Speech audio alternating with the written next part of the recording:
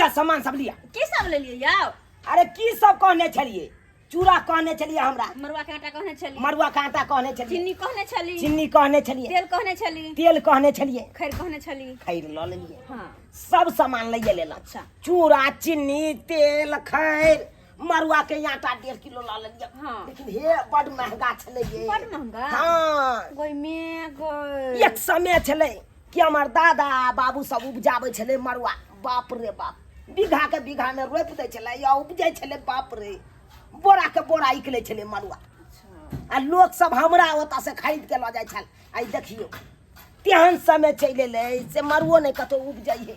कोई अब करिए नहीं चाहे है। की कहै छी, अब के जमाना में सबको भ गेले सुकुमार भ गेले। कुमार। हां तो द्वारा कोई नहीं करे चाहे है।